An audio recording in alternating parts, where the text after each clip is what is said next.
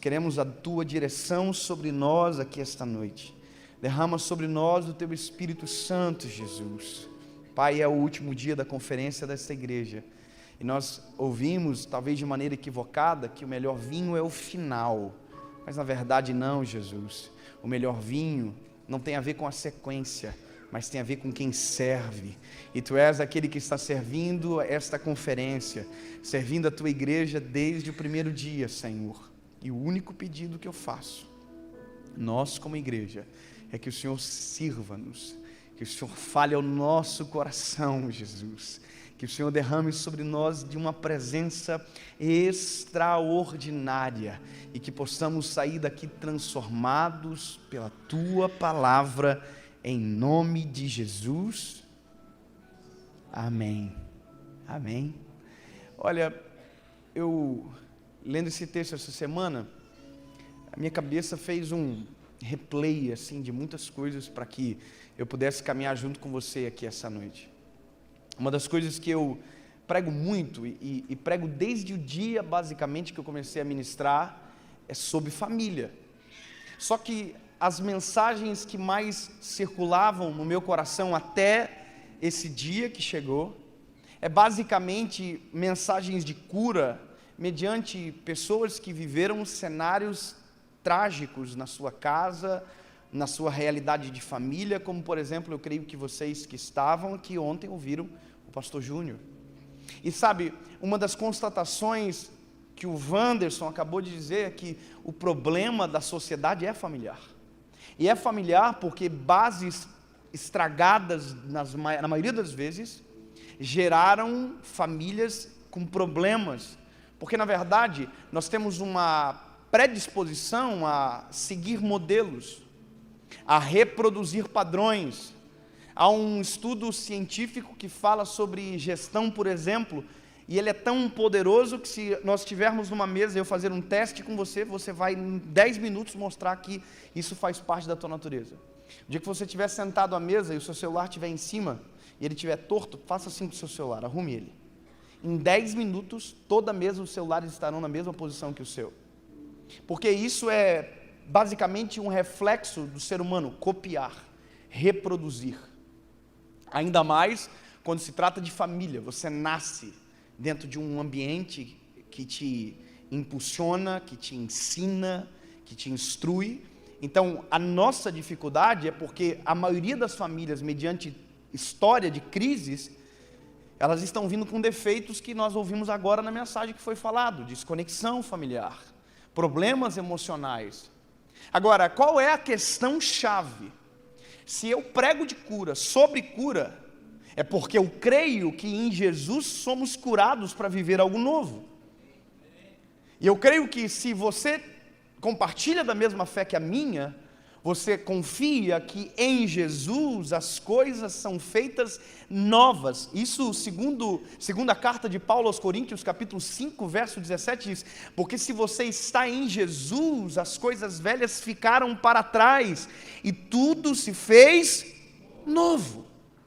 Então, se Jesus me dá a possibilidade de não ser reflexo do que deu errado, mas ser reflexo da palavra dele, logo, a partir do momento que eu recebo isso, os meus filhos não terão as mesmas marcas que eu tenho.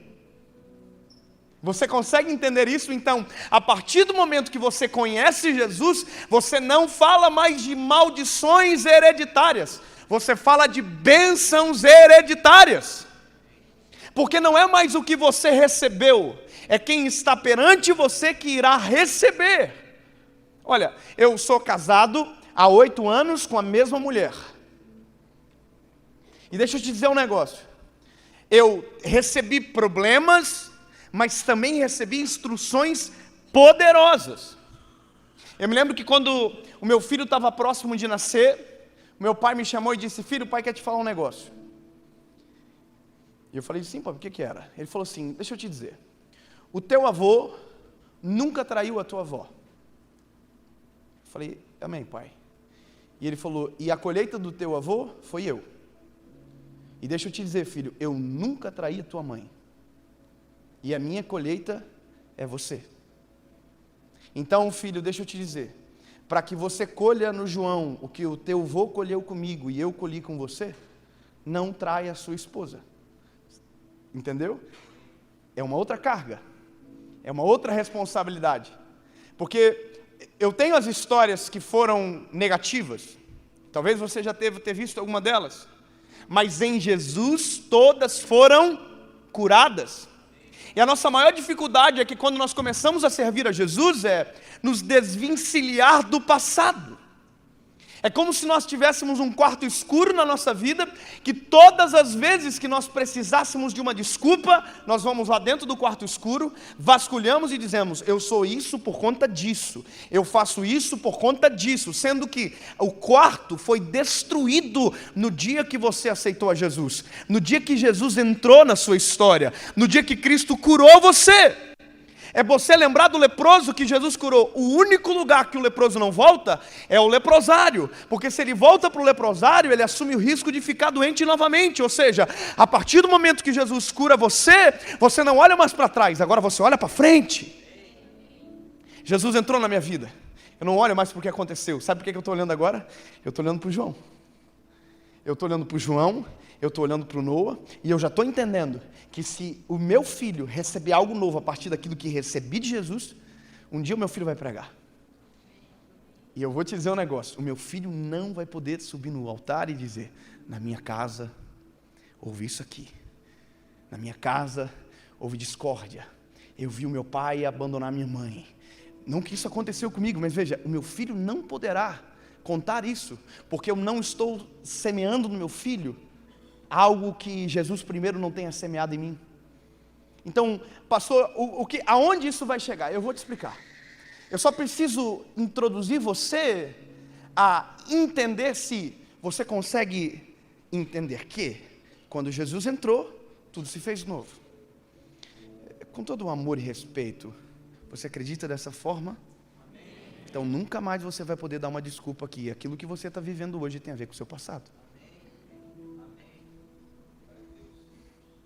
Ou você crê e vive, ou você acredita com uma filosofia e só apoia quando aquilo não toca você. Se você perguntar para um pai que trata mal o filho, ele vai dizer, porque eu fui criado assim. Se você vê um pai que abandona a esposa, você vai olhar a família e às vezes aquele abandono também aconteceu. Mas se Jesus entrou no meio, aquilo tem que acabar. A vida perde o ciclo, ou a questão cíclica de reproduzir para receber algo novo a partir de Jesus.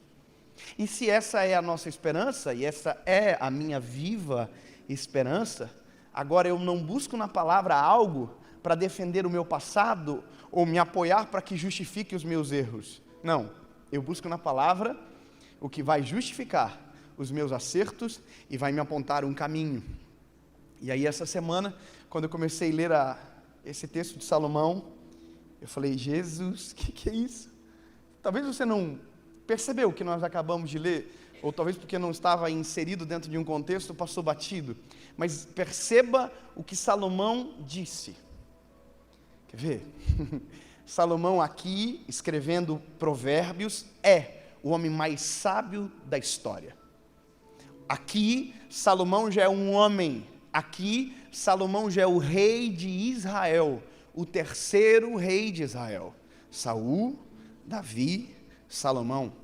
Salomão foi aquele que construiu o templo, que no 4º ano de reinado começou o maior empreendimento que o mundo contemporâneo daquela época havia visto. Riqueza, poder. Agora, percebe o que Salomão acabou de dizer? Ele está dizendo, olha, quando eu era menino, o meu pai me ensinava. Oh, aleluia!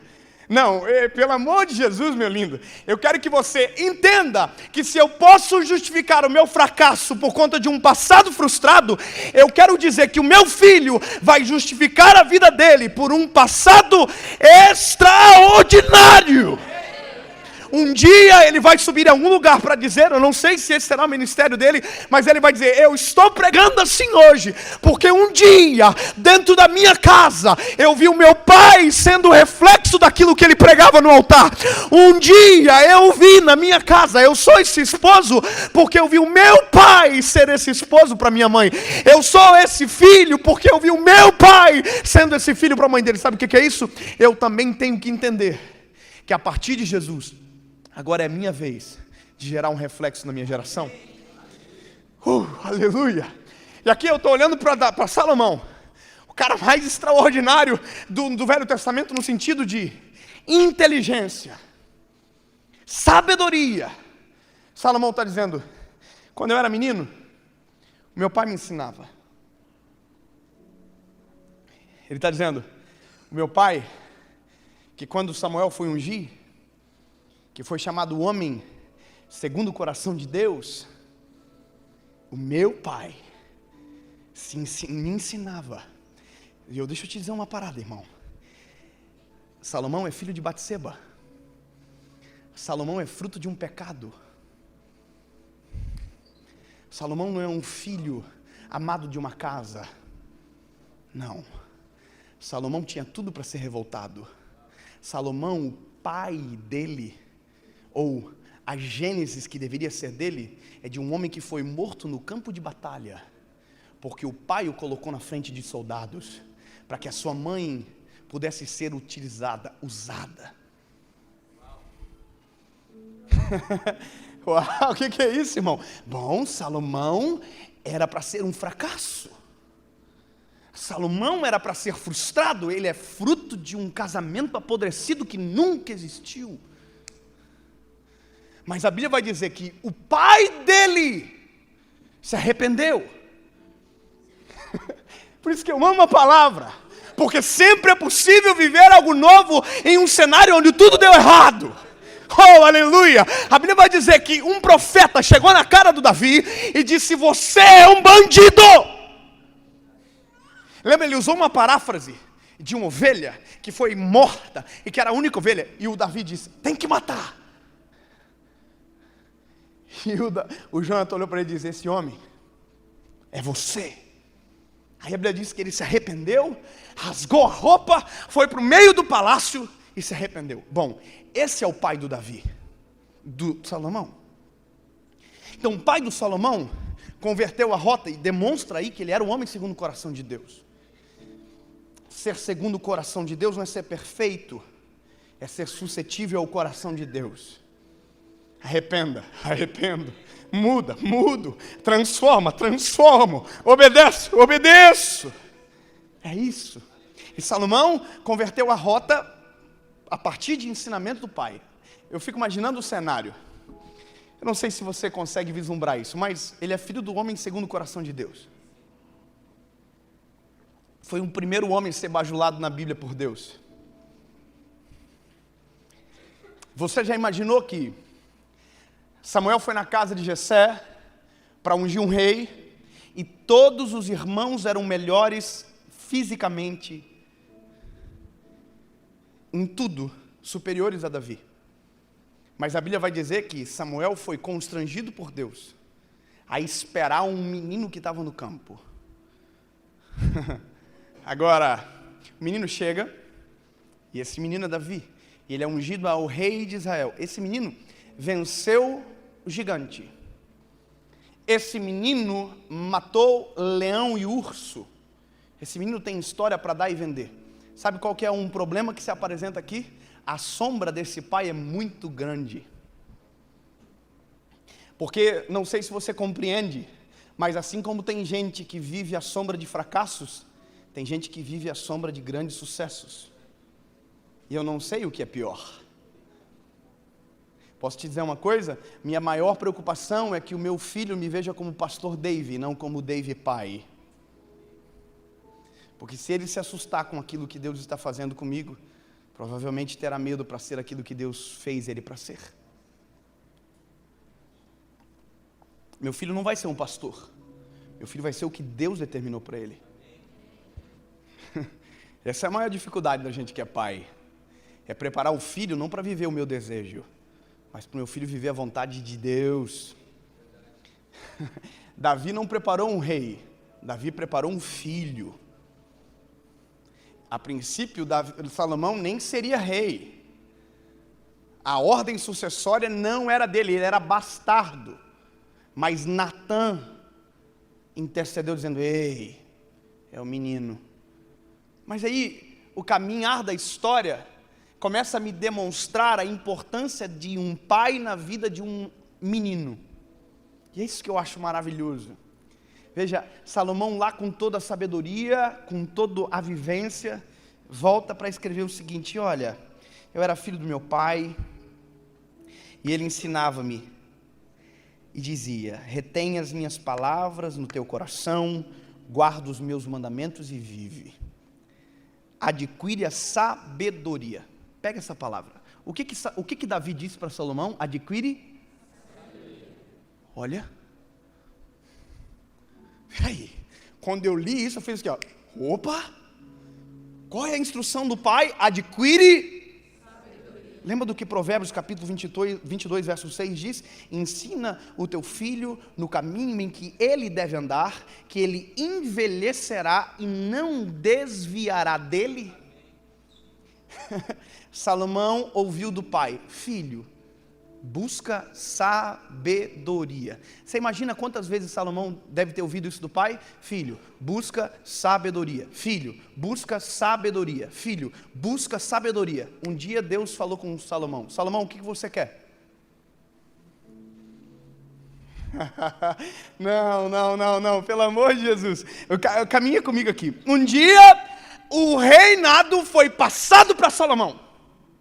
Salomão pegou todos os soldados, todas as autoridades, todo mundo, levou para cima do monte, ofereceu 1000 holocaustos ao Senhor, entrou na tenda do encontro, Deus desceu, e Deus disse: Salomão, eu vi o que tu fez, isso agradou o meu coração, me pede o que tu quiser, que eu te darei. Irmão,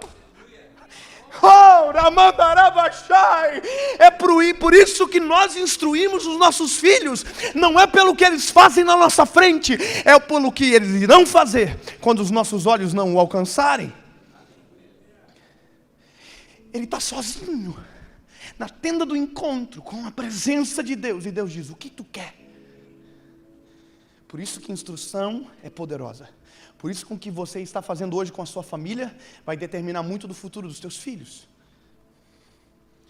E Salomão podia ter dito assim: eu quero que o Senhor destrua Davi que matou meu pai. Não. Eu quero que o Senhor dê a posição de honra que a minha mãe merece. Porque ela foi tratada até agora como uma desordeira, e ela foi fruto de um homem que colocou ela naquela situação. Eu quero que o Senhor coloque todos os meus inimigos na minha mão, para que eles morram. Não. Eu quero todas as riquezas do mundo. Não. Porque Salomão não era menino sem instrução. Salomão tinha algo poderoso dentro dele, que foi gerado por um pai cheio do Espírito Santo lá atrás. Posso dizer uma coisa? Eu tenho um filho de 1 ano e 9 meses, o João. Irmão, o João é um esboço de pregação andando na minha casa. Quem tem filho aqui? Quem tem filho sabe que filhos são lições andando dentro de casa. Meu filho, ele é minha cópia. Eu não sei até quando isso é bom e quando isso começa a ficar ruim. Porque ele é elétrico e ele é eu. E porque ele é eu sei como eu sou, então ele não me engana. Eu me lembro que chegou uma fase do meu filho que ele começou a bater no rosto da gente. E aí, irmão, a gente é pai de primeira viagem, a gente não sabe o que faz. E quem é pai sabe que a pior coisa é a hora de corrigir o filho. Lendo Provérbios, eu entendi essa semana também que quem corrige é porque ama. Óbvio que a gente já sabe, mas é bom ser lembrado disso. Mas o meu filho começou a bater no nosso rosto e a gente ficava sem reação. O que fazer? Bater? Agredir, falar. E aí a gente foi numa médica, numa pediatra, e a pediatra falou assim: papai, quando ele bater no seu rosto, você vai pegar a mãozinha dele assim e vai fazer assim: não, filho, não é para bater não, fazer carinho.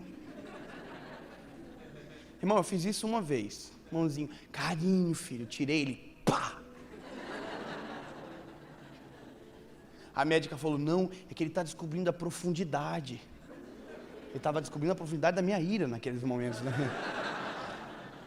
Ele fez uma, ele fez duas. Eu me lembro o dia, a gente estava lá nos Estados Unidos, dentro do aeroporto. Ele virou a mão e pá! Falei, vamos resolver. Eu peguei ele no colo, coloquei ele no chão. Falei assim, olha para o pai, me dá sua mão. Ele deu a mão, eu virei a palma da mão dele e bati 3 vezes. Pá, pá, pá. Olhei no olho deles, você nunca mais vai bater no rosto do pai, no rosto da mãe ou de ninguém. Sabe o que eu estava fazendo naquele dia? Gerando uma memória poderosa na vida dentro do meu filho. Eu não gerei uma memória para 2 anos, eu não gerei uma memória para 3 anos, eu gerei uma memória para a vida dele. E é isso que a gente não entende. Tudo que eu faço hoje gera uma memória eterna no meu filho. Sabe o que o meu filho fez essa semana? Estava deitado no sofá aqui, ó, com a cabeça, ele fez assim, ó. E quando ele veio, irmão, ele lembrou do dia. E ele diminuiu a velocidade. Quando ele chegou, ele fez assim. Olhei para ele, lembrou. Lembrou. E vai lembrar. E vai lembrar. E vai lembrar, se eu tivesse batido no rosto dele, ele lembraria que eu tinha batido no rosto dele. Eu consigo me lembrar de muita coisa que aconteceu e que me feriu, mas também consigo de lembrar de muita coisa que aconteceu e me transformou para sempre. É isso que que a minha geração, dos meus filhos, dos filhos dos meus filhos, dos filhos dos filhos dos meus filhos irão receber. Porque eu estou gerando algo novo. Sabe, eu saio do meu momento de oração, dentro do meu quarto, vou no quarto, nosso quarto, meu filho acorda, vai deitar no nosso meio. Essa semana foi muito lindo, eu falei, filho, levanta que o pai quer orar por você, ele já estava acordado. Ele estava todo molinho, mas ele já entende. Ele me abraçou assim, soltou a mãozinha, fechou o olho. E eu dizia, Jesus, cuida do meu filho, Senhor. Jesus, eu profetizo que ele vai ser um homem de Deus, um homem cheio da tua presença. Sabe o que é isso? Estou gerando palavra nova nele. Um dia Deus vai se apresentar a ele também e vai perguntar, o que tu quer, meu filho? Eu não sei se ele vai dizer pregador, mas de uma coisa ele vai ter que dizer, eu quero ser um homem igual ao meu pai. Você conhece o Mateus? Mateus e o Cleiton? Uma das coisas que me marcaram um dia é que eles falaram exatamente isso para mim. David, eu quero ser igual ao meu pai. Sabe qual que é o maior medo nosso? Já parou para pensar se chegar para o teu filho hoje e dizer, você quer ser igual ao seu pai? O que ele vai dizer? Tem um amigo meu que é pastor, estava numa roda de um monte de meninos e ele começou a perguntar, o que você quer ser quando crescer? Ele dizia, eu quero ser pregador igual ao meu pai. E você? Eu quero ser igual ao meu pai, quero ser em tal coisa. Todos os filhos tinham os pais como heróis. Aí ele falou assim, eu vou perguntar para meus filhos mês que vem. E é isso que a gente tem que entender. Então, quando eu estou olhando para Salomão agora, vivendo o reinado, eu tenho que lembrar, Salomão teve um pai que sentava com ele. E veja, olha que coisa poderosa. Lembra que eu te falei das 2 sombras? Da sombra de um passado negativo, mas é a sombra de um sucesso estrondoso? O que Salomão pode ser depois do que o pai dele foi? Já parou para pensar? Bom, vamos ler para um texto? Você não precisa abrir, eu vou ler para você. 2 Crônicas, capítulo 1, versículo 8. Isso aqui para mim foi incrível. Perdão, 2 Crônicas, isso mesmo. 2 Crônicas, que está no Velho Testamento. Então não é segunda, é segundo porque é livro, não é carta. Vamos lá. E Salomão disse a Deus, tu usaste de grande benignidade com meu pai Davi, e a mim fizestes rei desse lugar. Agora, pois, ó Senhor Deus, confirme-se a tua palavra dada ao meu pai Davi, porque tu me fizestes reinar sobre um povo numeroso como o pó da terra. Dá-me, pois, agora sabedoria e conhecimento. Agora, entenda o coração dele, para que eu possa sair e entrar perante este povo, pois quem poderia julgar a este teu grande povo? Aí Deus, irmão, faz assim, ó. Deus desmorona. E aí Deus responde ele: porquanto houve isto no teu coração e não pedistes riquezas, bens ou honra, nem a morte dos que te odeiam, nem tampouco pediste muitos dias de vida, mas pedistes para ti sabedoria e conhecimento para julgar o meu povo, sobre a qual te constitui rei, sabedoria e conhecimento serão dados. E te darei riquezas, bens, honra, quais não teve nenhum rei antes de ti. Quem foi rei antes de Salomão? Davi. Davi era um homem segundo o coração de Deus, mas porque foi despertado pelo pai, Deus está dizendo: eu vou dar para você o que eu não dei para o teu pai. Você está preparado para Deus falar isso para o teu filho? Eu vou dar para você o que eu não dei para o teu pai. Eu estou criando meu filho para viver o que eu nunca vivi. Eu estou criando meu filho para ser 1000 vezes melhor do que eu. Eu estou criando meu filho para que o meu teto seja o pé solo dele, onde ele vai fixar os pés. Eu não crio filhos para ser menores. Você não cria filhos para ser piores. Você está criando seus filhos para ser os homens mais cheios do Espírito Santo que o mundo já viu. Você está criando mulheres para que elas sejam as mulheres mais extraordinárias que o mundo já viu. Esse é o coração de uma família que vai mudar a história de uma humanidade.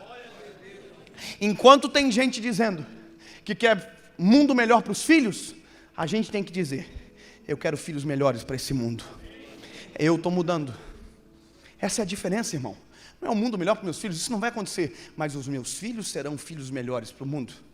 Os meus filhos vão dar esmola. Os meus filhos vão ajudar o necessitado. Os meus filhos vão... Eu estou falando junto com você. Os nossos filhos serão cheios do Espírito Santo. Os nossos filhos não perderão o casamento por conta de adultério. Os nossos filhos não perderão a família por conta de besteira. Os nossos filhos serão pais melhores do que nós fomos. Os nossos filhos serão melhores esposos do que eu fui, que você foi. A sua filha será melhor esposa. Sabe por quê? Porque nós não estamos colocando coisas perecíveis. Nós estamos derramando sobre os nossos filhos valores eternos. Sabe qual que é o nome disso? Bênção geracional. Eu não estou pregando para você hoje. Você não entendeu ainda. Eu estou pregando para os teus filhos. Não, você não pode. Pelo amor de Jesus, eu vou repetir. Eu não estou pregando para você hoje. Sabe quem está sendo impactado por essa mensagem? A criançada lá dos kids, está tudo lá. Eles não sabem, mas já está acontecendo algo poderoso na vida deles. Eles não estão vendo, mas já está acontecendo. Oh, aleluia! Sabe o que vai acontecer? Eu vou profetizar crendo.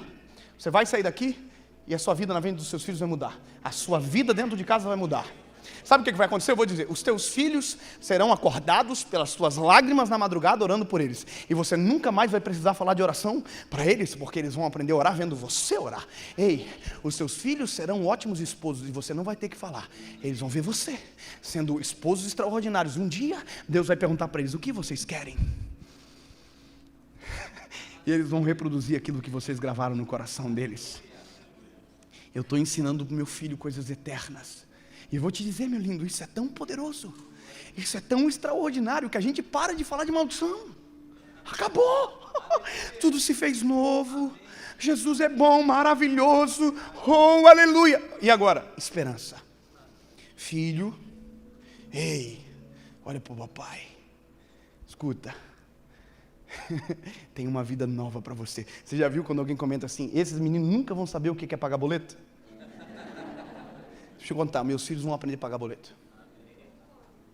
Meus filhos vão aprender o que é ter desafio. Mas não por conta de uma tempestade que eu criei, mas vão aprender a vencer as tempestades que a vida cria. A vida não é um mar de rosas. Sabe o que acontece nos Estados Unidos?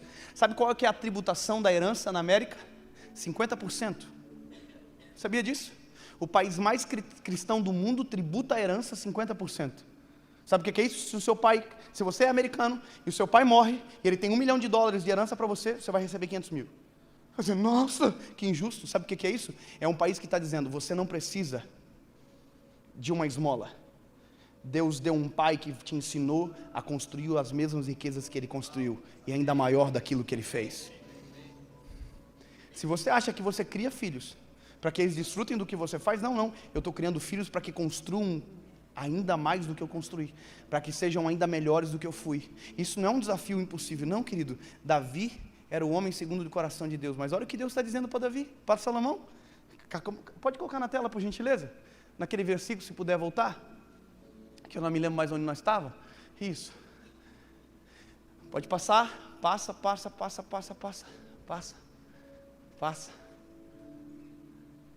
Aqui. Passa de novo. Então Salomão voltou da tenda do encontro no lugar de culto em Gibeão para Jerusalém e reinou sobre todo Israel. O reino era dividido. O reino estava cheio de problema. Salomão assumiu e no 4º ano ele construiu um templo. Você já foi em Jerusalém? Sabe o que o judeu está orando até hoje? Para que o templo que Salomão construiu seja refeito. O que eles não entendem é que Jesus já veio, construiu, destruiu. E quando ele voltar, é ele que vai construir novamente. Enquanto eles estão esperando a vinda, nós estamos esperando o retorno. Mas começou com um rei que Deus estabeleceu. Davi queria construir o templo. Davi tentou construir o templo durante todo o seu reinado. Deus não deixou. Porque tem coisas que Deus não vai deixar eu fazer. Mas o meu filho, Deus vai deixar. Que coisa doida, irmão. Eu quero repetir para mim que eu ouça isso. Tem coisas que tu não vai fazer, Dave, mas os teus filhos farão. Tem coisas que você não vai viver, mas os teus filhos viverão. Tem lugares que você nunca vai acessar, mas os teus filhos vão acessar. Sabe o que é isso? Bênçãos geracionais. Eu podia vir aqui dizer para você, se liberte. Não. Eu já estou crendo que você está liberto para constituir. Quem tem filhos? Deixa eu perguntar de novo. Quem tem filhos?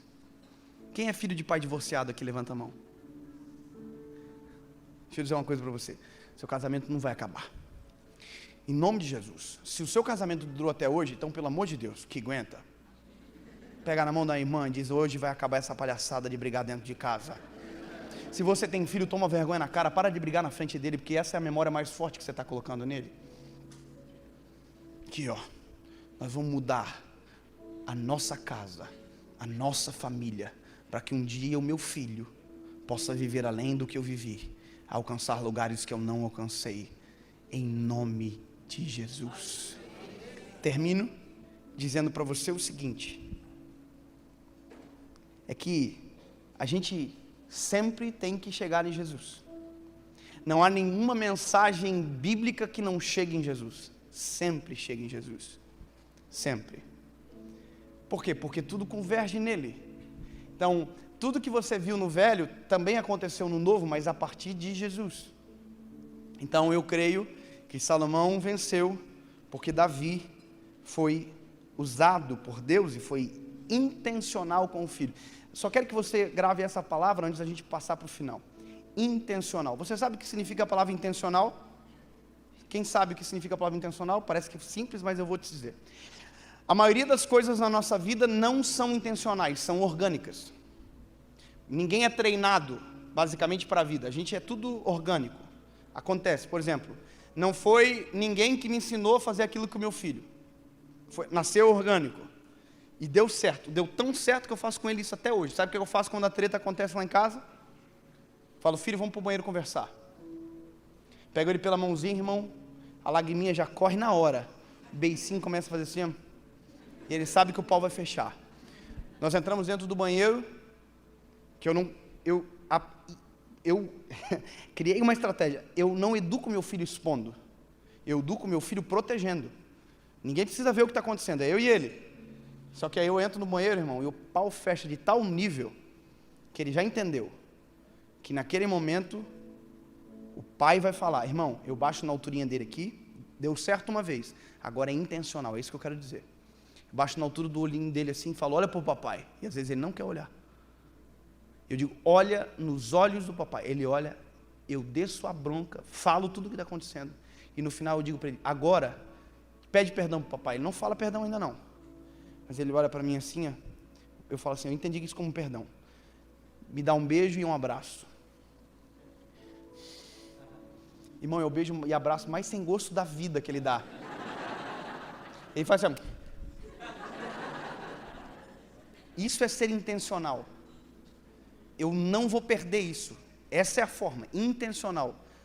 Por que eu estou dizendo isso para você? Quer ver o que é ser intencional? A gente não aprende de maneira orgânica na vida, que está cheio de gente preso debaixo de palavra de maldição. O Wanderson acabou de falar, idiota, imbecil, burro. Eu sou intencional em tudo que eu falo pelo meu filho, irmão.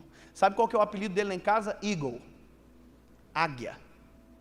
Você pode achar engraçado, mas eu falo, ô águia, ô eagle, é intencional. Ele está ouvindo a vida inteira. O dia que ele olhar o que significa águia, ele vai entender por que eu preguei a vida e falei isso para ele a vida toda.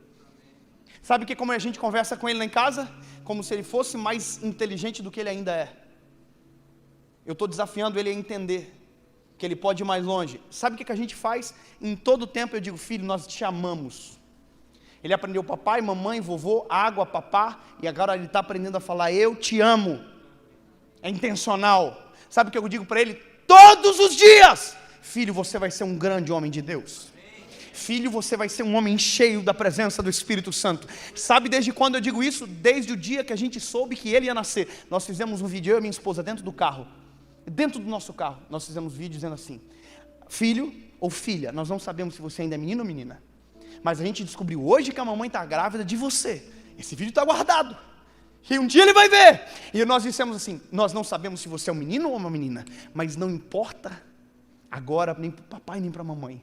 Mas nós queremos dizer que você será um homem ou uma mulher cheias ou cheio do Espírito Santo de Deus. Você vai honrar o papai e a mamãe. Você vai ser extraordinário. Ei, isso é intencional. Eu digo isso para ele, por quê? Porque são palavras que estão sendo gravadas na identidade do meu filho. Enquanto tem gente chamando o filho de imbecil, enquanto tem gente chamando o filho de idiota, Deus está levantando crente dentro da igreja para dizer que os filhos serão homens de Deus. Deus está levantando gente na igreja para dizer que os filhos serão maiores do que eles. Irmão, não é uma ciência exata, mas vai dar certo em nome de Jesus. Está vindo Noah. Sabe como a gente ora por ele? Da mesma forma. Vamos captar aqui, vamos passar rápido. Intencional é só isso. É só isso que eu queria dizer para você. Intencional. Você quer o quê para o seu filho? Intencional. Maravilhoso. Lindo. Sabe o que eu digo para ele? Você não vai pegar a mulherada. Sabe o que eu digo para ele? Eu digo, Deus vai te dar uma mulher, filho, extraordinária, que a hora que você bater o olho, você vai apaixonar e vai ser mulher de Deus para a sua vida. Você vai ter um casamento extraordinário, você não vai ser pegador. Você vai viver com uma mulher para sempre. Isso é intencional. Davi falou para o filho, filho, busca sabedoria. No momento mais crucial da vida, ele pediu sabedoria. Não preciso correr, que eu me empolgo. Falar de filho é demais para mim. E está vindo outro, e daqui a pouco mais outro, e mais outro, e mais outro, amém. Até que Jesus venha. Descobri que mulher quando está grávida e amamenta não tem TPM.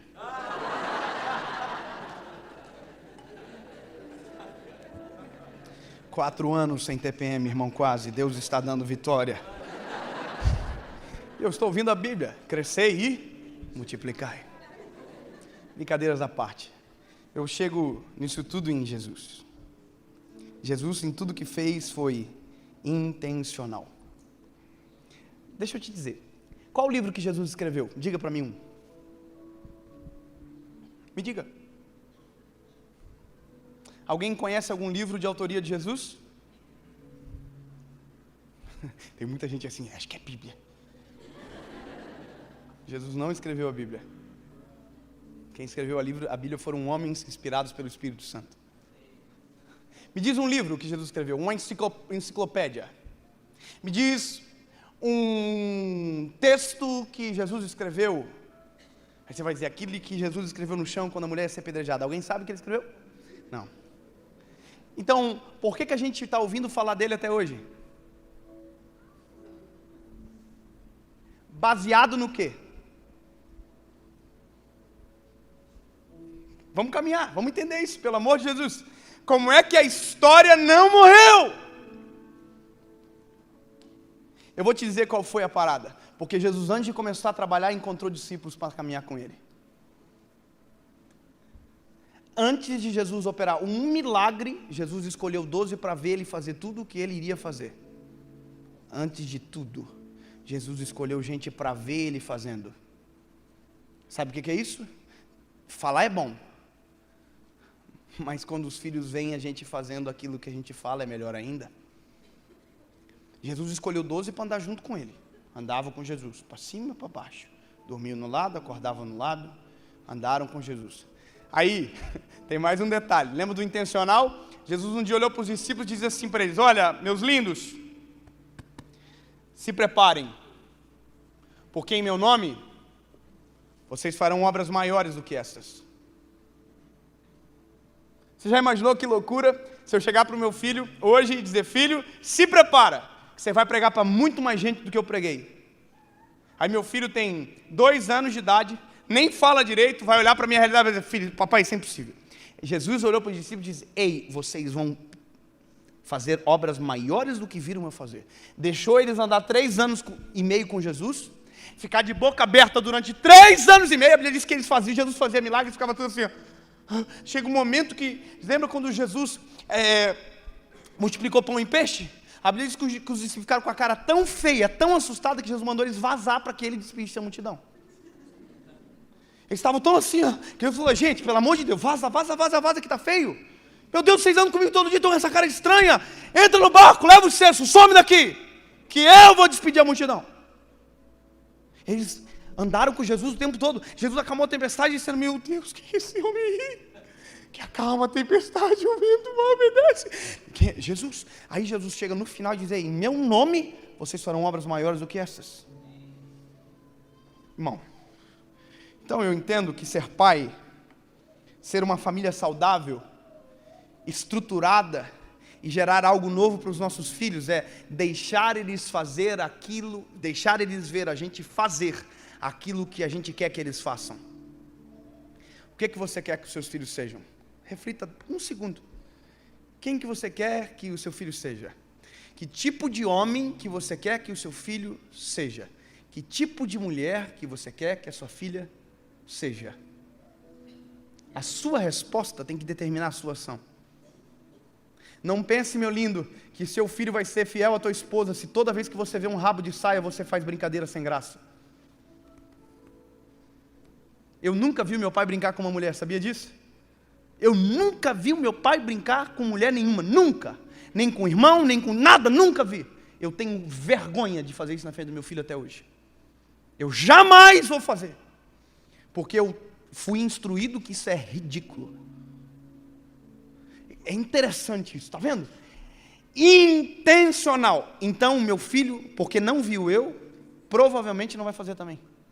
Agora, eu tenho deixado meu filho ver outras coisas. Eu tenho deixado meu filho ver eu abraçar a mãe dele toda hora. Eu tenho deixado meu filho dizer que amo a minha esposa toda hora. Irmão, às vezes não deixa eu ver aquelas coisas lá não. Mas de vez em quando ele pega uns detalhes. Eu passo aqui na irmã, sem detalhe, deixa para lá. Mas ele está vendo que o pai dele é apaixonado pela mãe dele e isso não é feio. Eu deixo o meu filho ver eu mudar a voz no telefone com a minha esposa.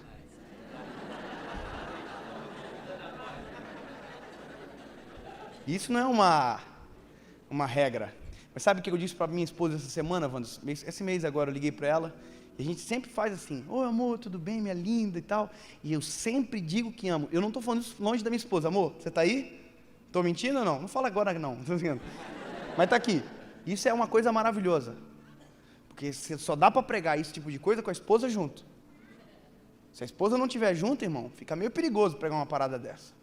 Mas eu disse para minha esposa esse dia: sabe o que a gente vai ser, amor? A gente vai ser aqueles velhinhos que todo mundo vai ter vergonha de ficar perto.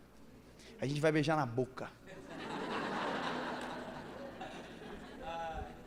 Nós vamos arrumar a dentadura aqui, ó. Corega Tabs. E nós vamos beijar na boca até 100 anos, até 120 anos, e até Jesus levar nós, irmão. Sabe por quê? Porque eu quero que o meu filho seja a mesma coisa com a esposa dele. Eu quero que meu filho aprenda a andar de mão dada com a minha esposa, com a esposa dele. Sabe o que eu estou fazendo? Eu estou andando de mão dada com a minha esposa. Eu quero que o meu filho seja um homem de oração. Eu acordo de manhã cedo e vou para o meu quarto de oração.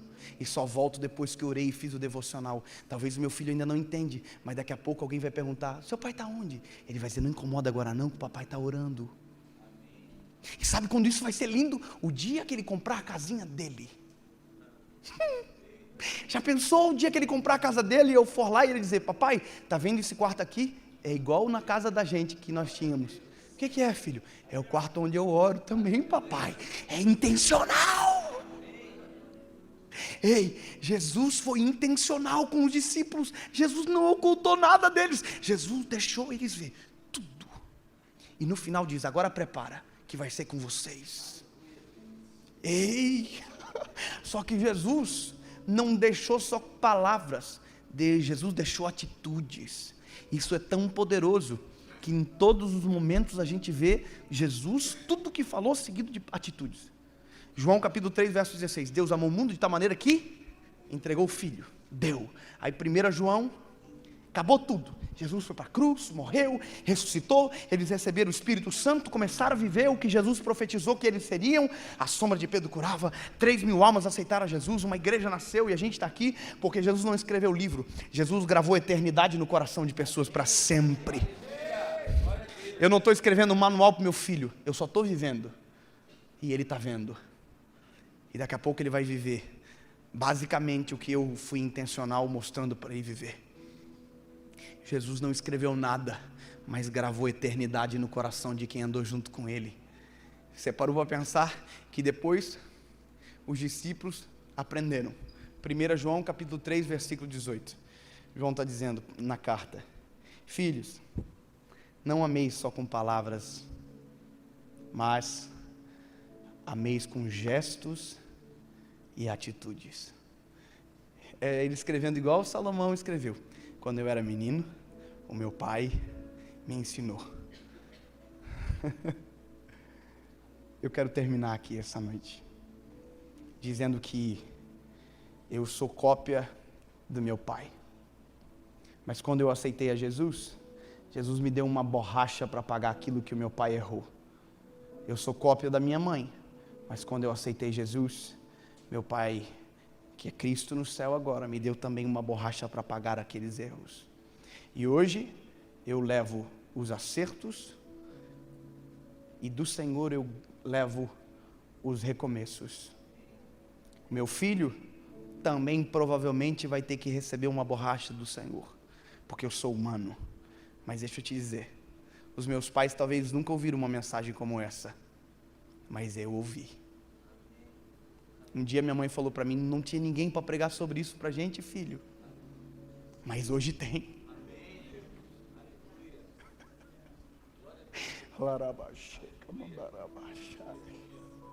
Hoje tem, e você está ouvindo, e nunca mais poderá ser excusado deste conhecimento.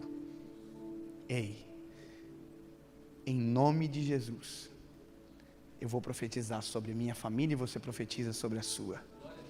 Os meus filhos servirão a Jesus. Os meus filhos serão excelentes esposos. Serão homens segundo o teu coração, Jesus. Os meus filhos irão a lugares que eu nunca fui. Pisarão em lugares onde eu nunca pisei. Os meus filhos orarão muito mais do que eu, Jesus. Os meus filhos terão mais prazer e paixão pela tua palavra do que eu. E por conta disso, os filhos dos meus filhos serão cheios da tua presença. E por conta disso, os filhos dos meus filhos conhecerão o teu nome. E por conta disso, os filhos dos meus filhos amarão a tua presença. E por conta disso, os filhos dos meus filhos lembrarão que um dia um menino que aceitou a Jesus com 19 anos de verdade,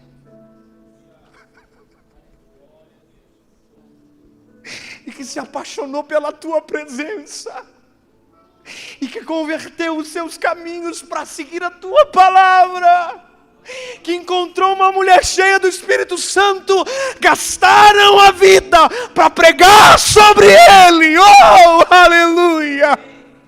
Jesus, nós não estamos brincando de ser crente, nós não estamos brincando de ser igreja. Jesus, nós estamos gerando igrejas.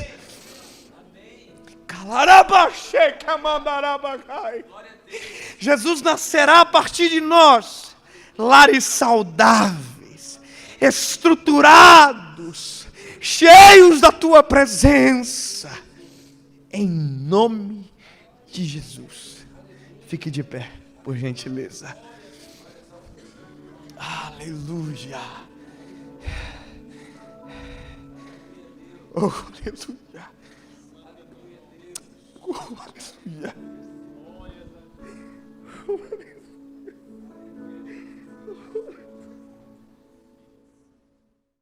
Fala, meu lindo, minha linda.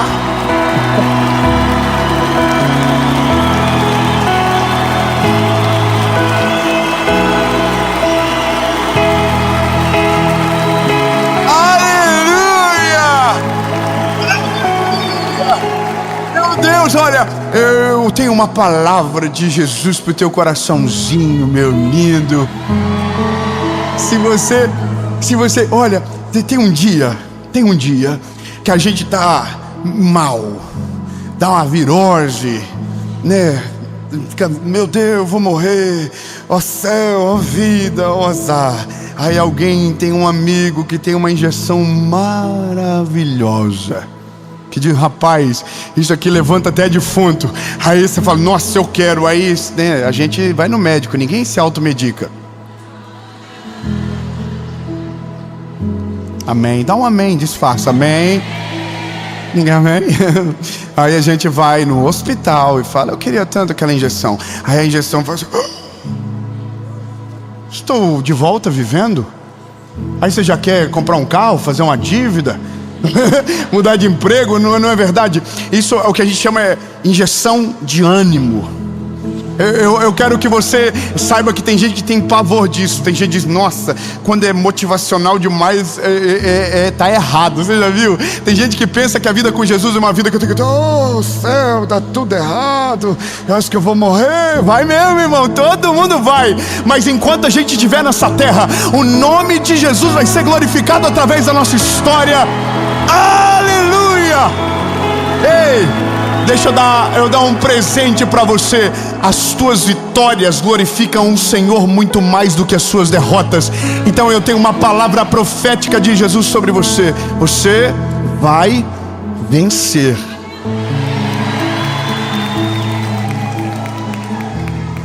Meu Deus do céu, eu preciso da palavra para isso. Mas antes,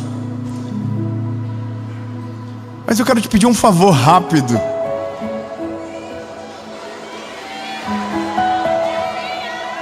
Curte o vídeo, olha o povo falando aí, gente. Ajuda, curte o vídeo. É rapidinho, você apertou já. Oh, curtiu, que coisa. O que acontece? O YouTube manda para mais gente, mais pessoas são abençoadas e mais pessoas irão ouvir ainda hoje. Você vai vencer em nome de Jesus, aleluia. Então, ó, oh, meu Deus.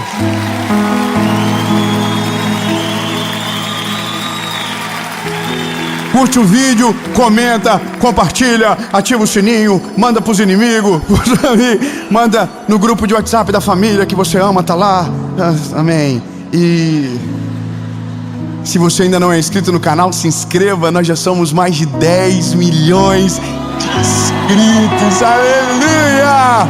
Então se inscreva, ativa o sininho. Toda segunda-feira tem uma palavra de Jesus para você aqui. E por falar em palavra de Jesus, vamos para ela.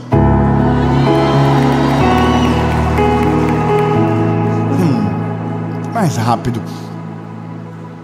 Segunda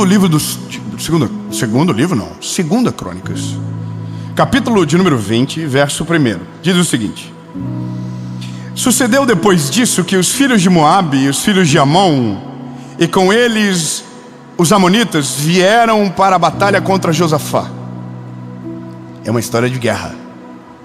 Então vieram ali alguns que contaram a Josafá dizendo: vem ali uma grande multidão contra ti da além do mar, e eis que eles estão em Hazazon Tamar, que é em Endi. Eu estou dando o endereço para vocês, porque vai que vocês querem ir lá. E Josafá temeu. O que ele fez? O que ele fez? Ele temeu. Só que ele não só temeu, a Bíblia diz: ele pôs-se a buscar o Senhor. Glória a Deus. Obrigado, irmã, pelo apoio. Ele não só temeu, ele se pôs a buscar o Senhor. E ele não só fez isso, ele proclamou um jejum para que todo o povo jejuasse. O homem é sinistro. E Judá reuniu-se para pedir socorro ao Senhor, a cidade. E todas as cidades de Judá, eles vinham buscar o Senhor. E aí, lá no verso 12, eles dizem algo maravilhoso. Eles dizem: nós não sabemos nem o que vamos fazer, mas os nossos olhos estão olhando para ti, Senhor.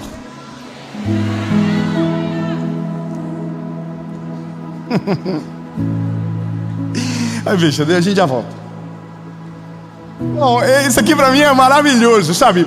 Eu não sei você, mas quando eu tô meio down assim, que eu tô meio cansadinho, meio pra baixo, o que eu faço? Eu vou pra Bíblia, eu vou pra palavra. Eu boto no YouTube palavras de Deus pra me animar. Você faz isso? Você coloca lá quem? Eu coloco um menino do YouTube lá que eu gosto muito dele, bonitinho, ó, clean, casadinho com uma moça, né? Sou eu.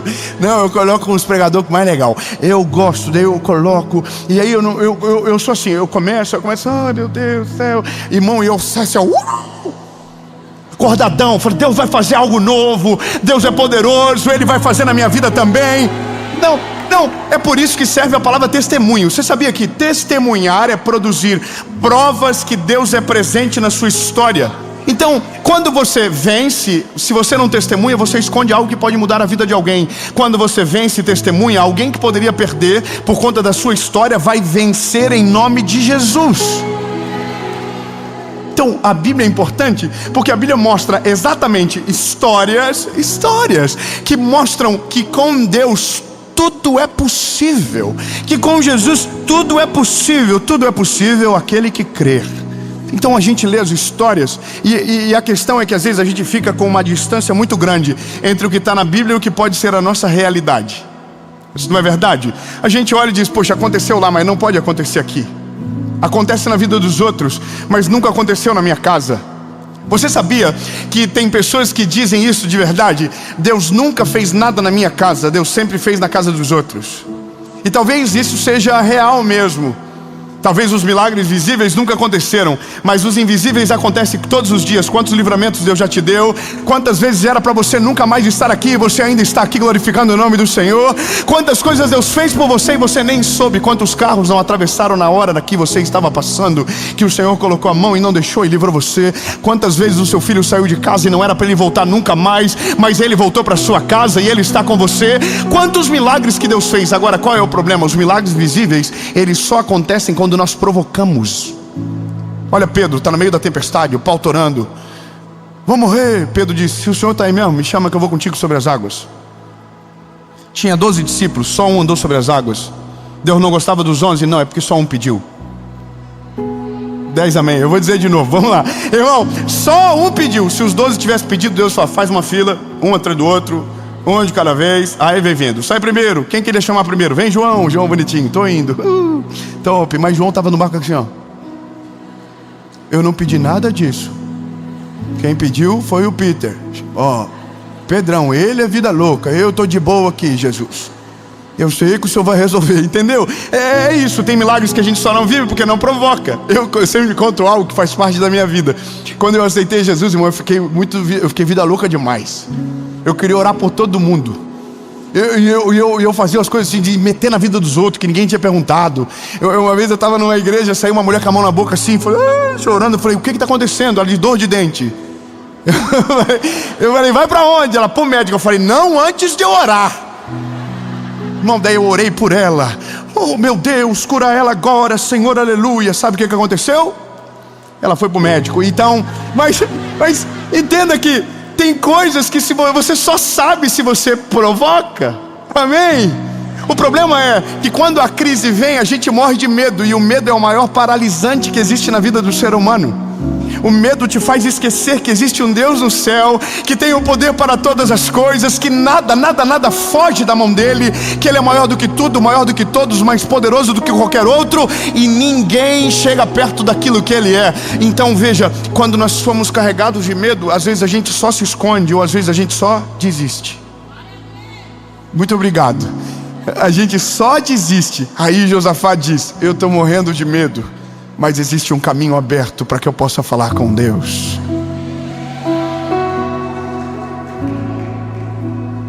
Deus, a gente não sabe nem o que a gente vai fazer. Isso é maravilhoso.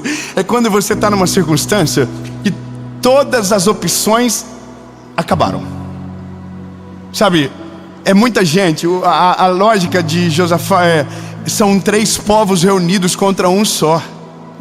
É muito soldado, é muita gente. A gente não vai perder, a gente vai ser humilhado, a gente vai ser destroçado por esse povo. É quando nós olhamos para os nossos inimigos, eles são muito maiores do que nós, muito maiores do que tudo. Então a gente olha e diz, meu Deus, é impossível, não tem como. E a gente entra naquela espiral de dor e de medo e de caos, e a gente se esconde. Quantos de nós, por conta do dia mau, estamos escondidos dentro de quartos até hoje, e ainda não voltamos a viver, porque nós não provocamos o sobrenatural, nós não clamamos o Senhor. A gente apenas disse para o Senhor que deu tudo errado, mas não perguntou se Ele podia fazer algo ao nosso favor.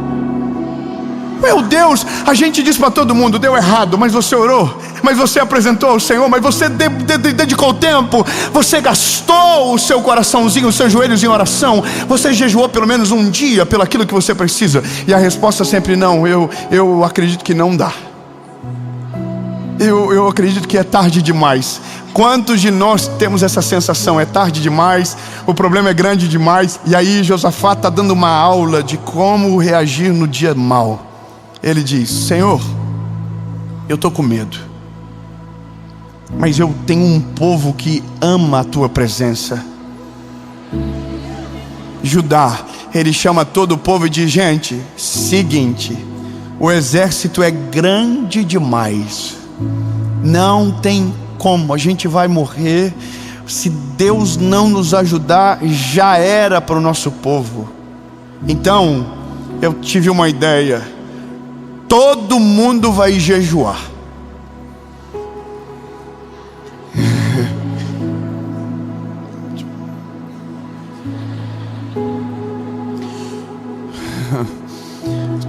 Todo mundo vai jejuar.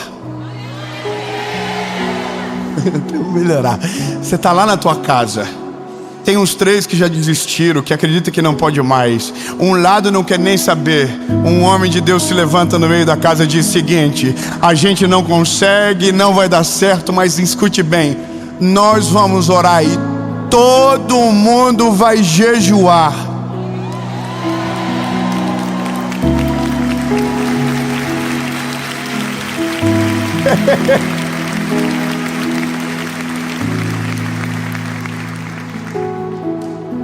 Aí o caramelo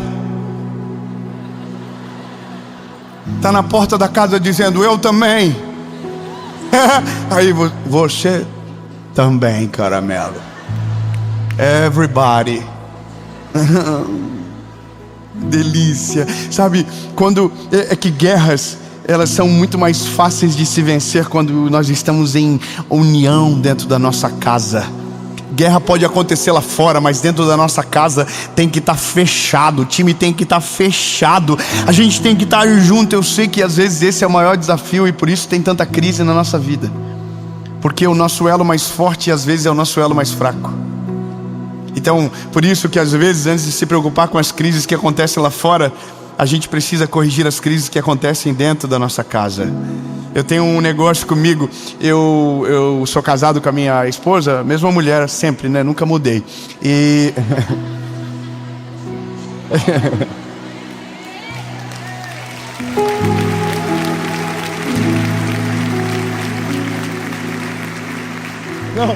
Não, é que eu tenho que avisar, né? Hoje tá meio estranho o negócio. Você, nossa, é a segunda, né? Terceira, quarta? Não, é a primeira e a última. E se eu morrer primeiro? Vocês já sabem.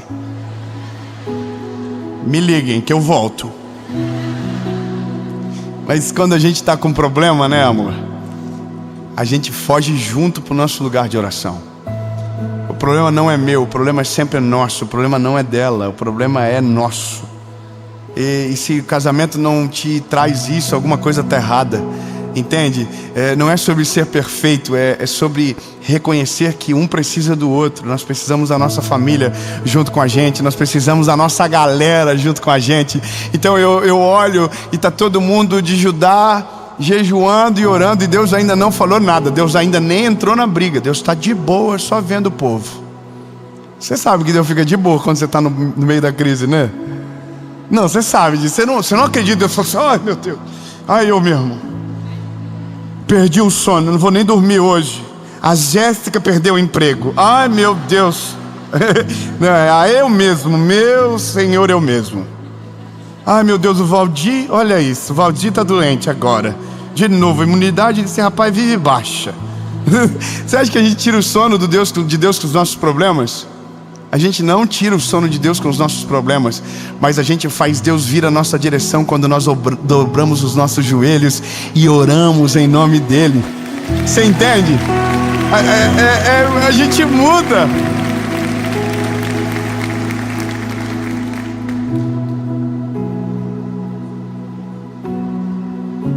Aí Deus desceu e entrou na briga. Obrigado. Só uma irmã apoiou, então eu vou ler. Então o Espírito do Senhor veio no meio da congregação sobre Jaziel, filho de Zacarias, filho de Benaia, filho de Jeiel, filho de Matanias. Está dando toda a cronologia dos fatos da família dele. E ele disse: é porque se você ler cada um, você descobre por que esse homem é tão importante e por que Deus está falando com ele. Bom, mas vamos seguir. Outro dia a gente fala sobre Benaia, por exemplo. E ele disse: ouvi toda Judá, e vós, habitantes de Jerusalém, e tu, Josafá, não temam.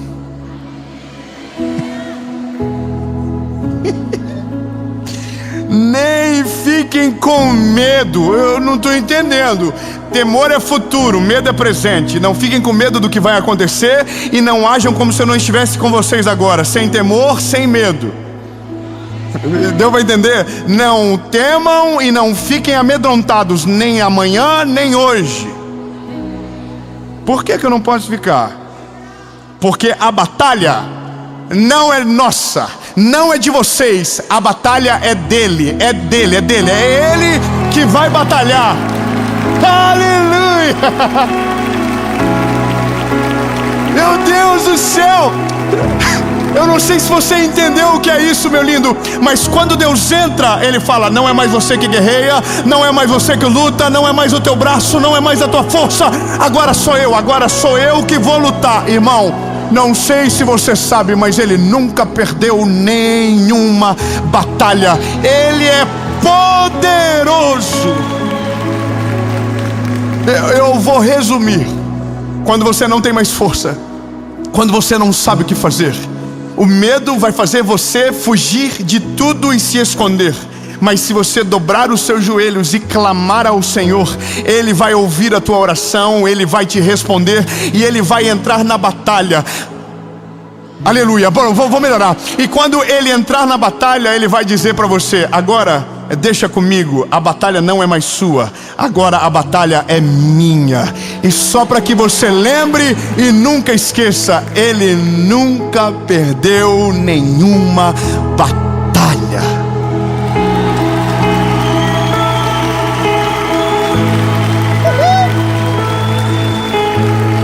Calma, mas daí, peraí. Aí a gente pensa assim, nossa, mas tá bom, ele falou que não vou precisar lutar, então eu vou para casa? Aí Deus falou, não é que vocês vão para casa. Vou explicar para vocês como vai acontecer. De novo, vamos lá, continuando. Vocês não vão precisar lutar nessa batalha. Posicionai-vos, ponde-vos parados de pé e vejam a salvação do Senhor convosco. Ó Judá e Jerusalém, não temam, nem desfaleçam. Amanhã vão contra eles, porque eu estarei com vocês. Calma. Não, vocês estão muito ansiosos. É que o detalhe daqui está aqui, ó. O detalhe, eu gosto do detalhe, da virgulinha. Vocês não vão precisar lutar nessa batalha. Tá, eu vou melhorar, eu prometo. Vocês não vão precisar lutar. Aí pergunta, o que eu faço? Isso, vamos ensaiar. Olha, vocês não vão precisar lutar na batalha. Vem assistir eu ganhar.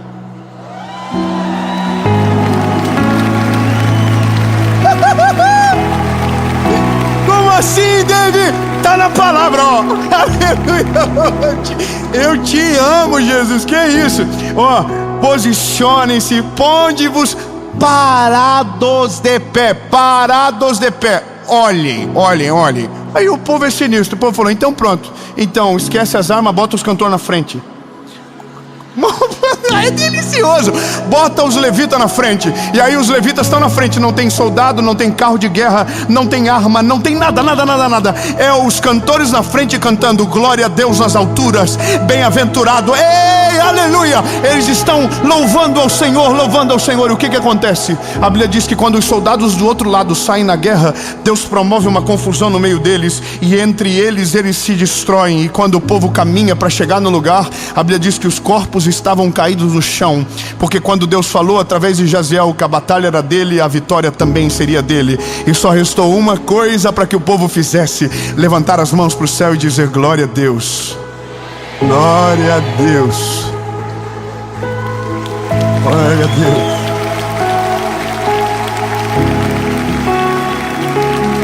Ai.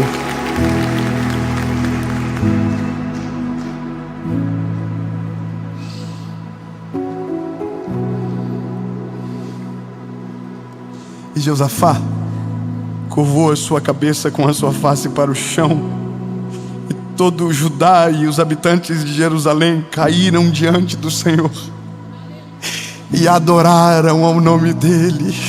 Aleluia. Muito obrigado, Senhor, porque o Senhor compra as nossas guerras, porque o Senhor compra as nossas batalhas, porque o Senhor se importa com as nossas orações. E por mais que os nossos problemas sejam pequenos, o Senhor entra com a providência e não nos abandona no meio do caminho. Obrigado, lindo da nossa vida, porque o Senhor olha por nós e se importa com aquilo que estamos passando, e que mesmo que pareça nada para o Senhor, mas grande para a gente, o Senhor entra, resolve, e a glória é toda tua, Jesus. Aleluia. Por isso que a Bíblia é um livro que mantém a gente de pé, sabe? Esse caderno não tem o poder de manter ninguém de pé. Esse livro mantém a gente de pé. Entende?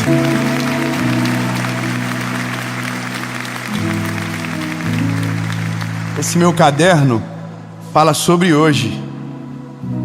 Esse livro fala sobre ontem, sobre hoje, sobre amanhã. Está tudo aqui. Quando nós olhamos para a Bíblia, escute bem isso. Quando nós olhamos para a Bíblia, ela está repleta de histórias de homens que tiveram problemas gigantescos, que tiveram crises que vieram para destruí-los de maneira completa. Muitos homens da Bíblia tiveram desejos de morte, tiveram depressão, tiveram angústias que se apoderaram de medo, que fizeram com que eles tentassem desistir de tudo, se esconder, abandonar o caminho e a sua missão. Só que todos eles, quando Deus entrou na história, o quadro mudou completamente.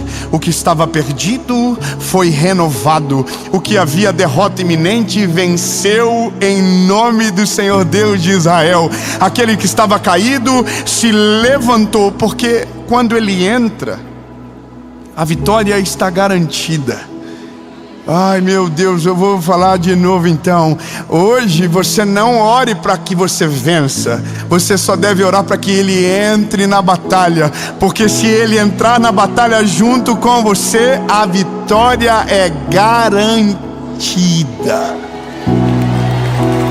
Ei, lindo! Se esses homens venceram, em nome de Jesus eu também vou vencer. Diga você, eu também vou vencer.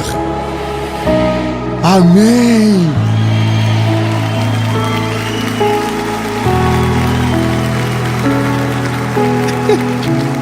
Eu não sei você como se sente, mas eu tô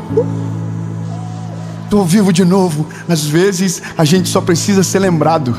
A gente só precisa ser lembrado. Ele não mudou. Ele é poderoso. Ele é maravilhoso. Ele é extraordinário. Ele é lindo. Eu vou te falar uma particularidade minha.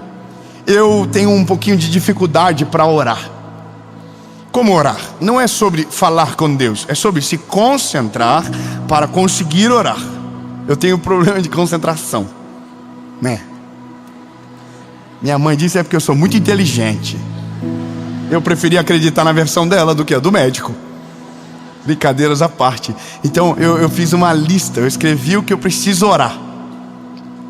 E aí eu vou te dizer o que é a primeira linha. A primeira linha é tudo que eu preciso me lembrar sobre aquilo que Ele já fez na minha vida. Eu vou mostrar, está aqui. Está aqui.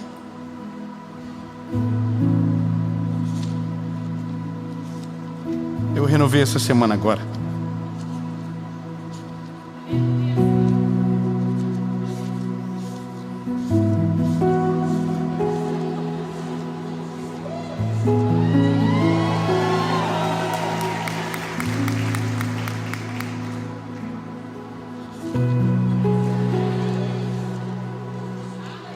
Estava aqui, Senhor. Tá onde estás?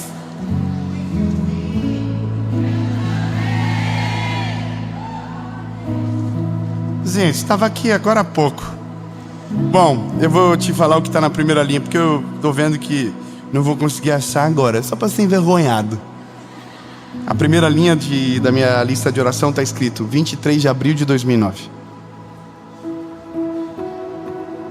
Você sabe o que aconteceu lá? É porque quem não sabe está assim, então tudo bem. É de Ares. Não, é touro, alguém falou. É touro. Bom, é sobre Jesus, amém? É só você, às vezes, foi o dia que Jesus me salvou. Não, escute. É o dia que Jesus mudou a minha vida. Quando eu começo a orar sobre isso, eu oro, agradeço até o momento que eu começo a ter vergonha de pedir qualquer coisa. Quando nós lembramos de quem Deus é, fica fácil para que no dia da angústia a gente não desfaleça. Essa não é uma mensagem de engano para você. Não é uma promessa falsa para você. É só um lembrete. O mesmo Deus que fez na palavra tem o poder para fazer na sua vida. Eu preciso de pelo menos uns 10 amém. 7 foi agora. Não. Eu vou dizer para você, o mesmo Deus que fez ontem é o Deus que pode fazer hoje na sua vida. Então, não diga para Ele o problema, só fala para Ele: Jesus, eu não sei nem o que eu vou fazer. Então, Pai, entra na batalha.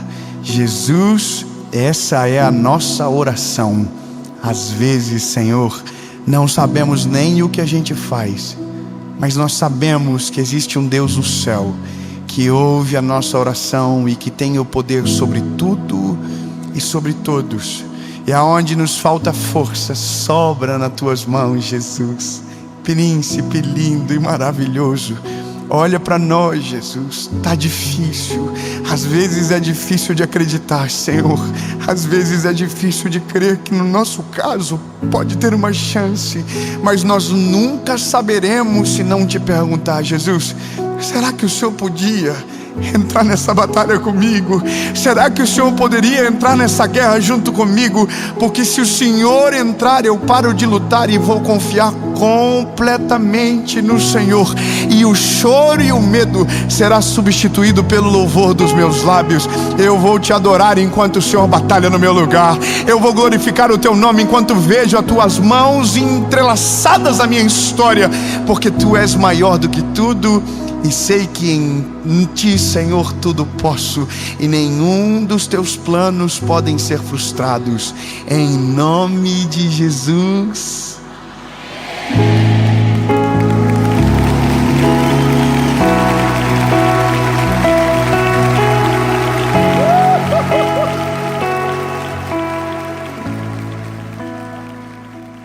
Fala, meu lindo! Minha linda!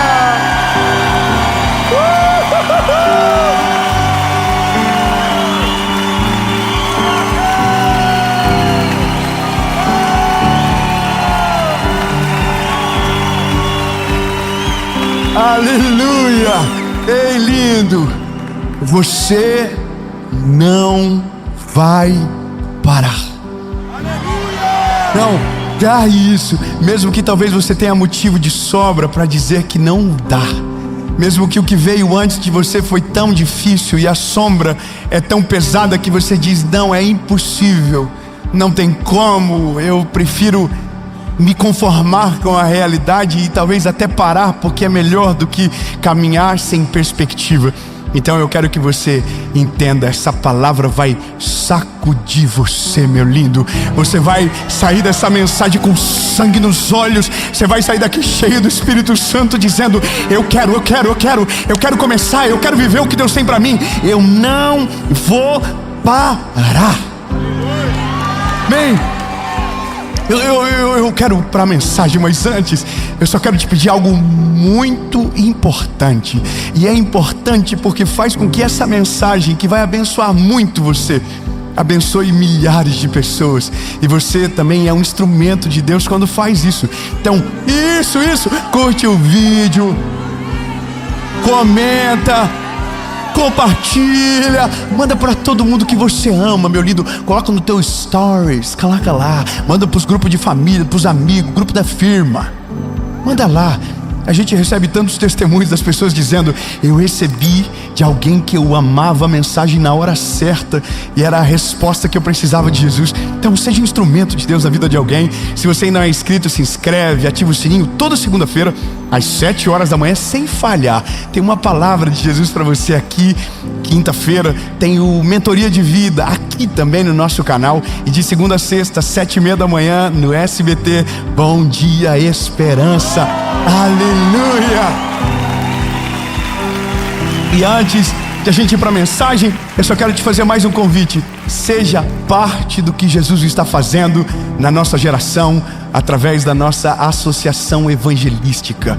Agora, nesses últimos 2 meses, nós começamos a formar mais de 1.500 voluntários de maneira gratuita. E esses voluntários que começaram até agora, nesse momento que eu estou gravando essa mensagem, mais de 500 pessoas já terminaram a sua formação, estão aptas a servir ao reino de Deus. A gente não está brincando de amar Jesus e de fazer as coisas para Ele, não, meu lindo. A gente quer gastar a nossa vida para que o nome dele seja conhecido no mundo todo. Amém, amém, amém. Você pode fazer parte disso sendo um voluntário, sendo um doador, caminhando com a gente. E todas as informações que você precisa estão aqui abaixo. E agora a gente vai pro vídeo.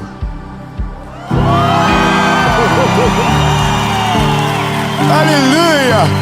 Olha, eu acho que alguém já estava dizendo, eu quero ser voluntário, estava se inscrevendo, que ficou quietinho. Mas agora a gente vai para o principal, para aquilo que trouxe você para cá. Se eu fosse você, eu eliminava qualquer distração agora, porque Jesus vai falar com você. Você tem noção que que o Deus que criou os céus e a terra quer falar com a gente. É muito maior do que a gente imagina. É muito maior o privilégio do que a gente tem. É muito maior. O Deus que criou os céus e a terra está dizendo: eu quero falar com você hoje. Eu tenho uma palavra para você. Você não vai parar, você vai continuar. Você vai vencer o medo, você vai vencer a crítica, você vai vencer a descredibilidade que alguém coloca sobre você. E você vai conseguir, você vai. Ah, David, mas você não sabe de onde eu vim. E nem preciso, eu só sei aonde Deus vai te levar. E é muito maior de onde Ele te tirou. Amém? Ah, meu Deus, como é bom viver na pele aquilo que a gente prega. Como é bom ver acontecer na prática. Deus é maravilhoso. Ah, Jesus, eu quero pregar, vamos embora. É Josué, capítulo de número 1, versículo de número 1. Então, após a morte de Moisés, o servo do Senhor, sucedeu, e o Senhor falou com Josué, o filho de Num, ministro de Moisés, dizendo: Moisés, o meu servo está morto. Agora, portanto, levanta-te. Dois amém. Eu vou falar de novo. É Deus falando com Josuézinho, com o garotão. Ele acabou de chegar no rolê. Josué está ouvindo de Deus assim: ei, Josué, o Moisés morreu, passou. Agora é a tua vez. Levanta-te, Josué. Levanta-te. Fala para quem está perto de você. Se você ama quem está pertinho de você, pode falar. Se você estiver no Uber, eu acho que é até melhor você falar para o motorista isso agora. Diga para ele: ei, lindo, chegou a tua vez. Ô André, chegou a tua vez, André. O André vai casar agora. Chegou a tua vez, André. Ei, chegou a tua vez. Ô Josué, levanta-te. Vai sobre este Jordão, tu e todo este povo, para a terra que eu dou aos filhos de Israel. Calma que continua. Todo lugar que você pisar um solo com o teu pé, eu vou dar para você.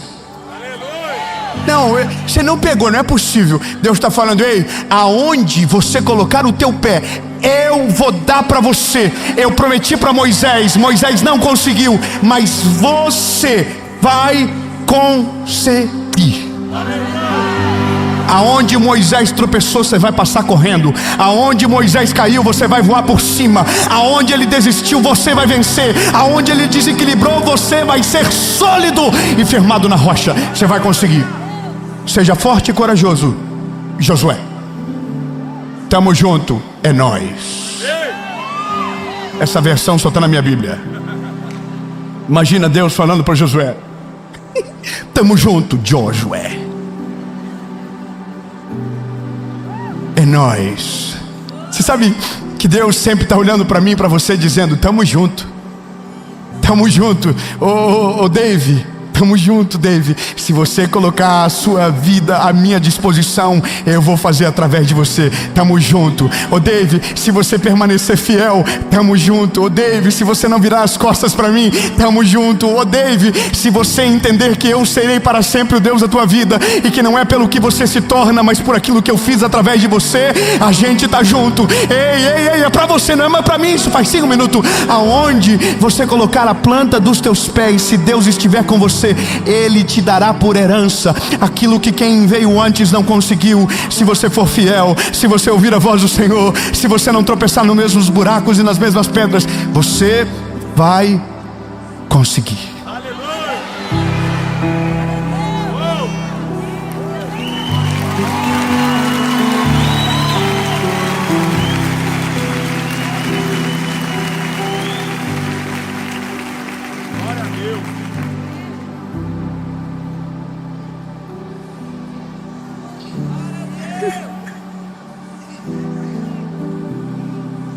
Eu consigo ouvir a voz de alguém dizendo no meu ouvido: é fácil falar para quem nasceu em berço de ouro.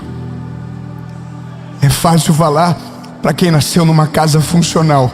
É fácil dizer quando a sua vida foi perfeita e você foi apontado para esse lugar. É fácil dizer quando na sua casa não teve morte, quando na sua casa não teve perda, quando na tua casa não teve abandono. É fácil dizer se você não foi rejeitado. É fácil dizer se você recebeu amor. É fácil falar.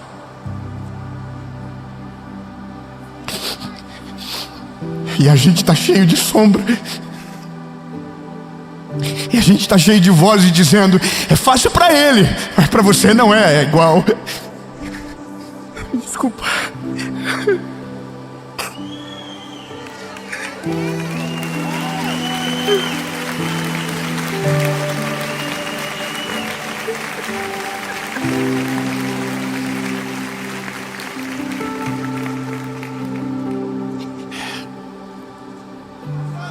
Você foi amado, você foi treinado para chegar nesse lugar, você foi apontado para viver. É fácil dizer.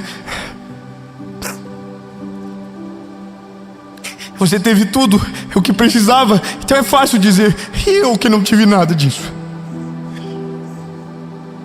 Sabe, a nossa maior dificuldade de acreditar que na nossa vez vai ser diferente é porque a gente já tem tanta história repetida que a gente não consegue acreditar que dá para viver algo novo. Sempre na mesma vez, sempre na mesma coisa, sempre no casamento, sempre nos filhos, é tudo igual, geração após geração, geração após geração, tudo igual. Como que agora eu vou chegar do nada e vou dizer que da minha vez meu casamento não acaba? Como que eu vou dizer que da minha vez a minha família vai prosperar? Como que eu vou dizer que na minha vez eu vou conseguir sair dessa realidade de miséria que vivi a vida toda? Como que da minha vez? E alguém vai dizer: Dave, o tempo já passou demais. É tarde demais para viver algo novo. É tarde demais para recomeçar. E essas dores eu senti no meu espírito enquanto eu fazia essa mensagem.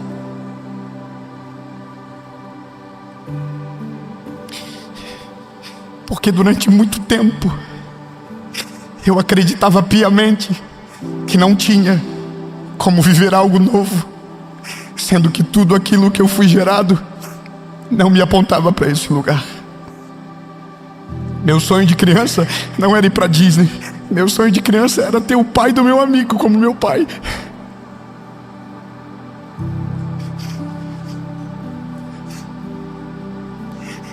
Meu sonho de criança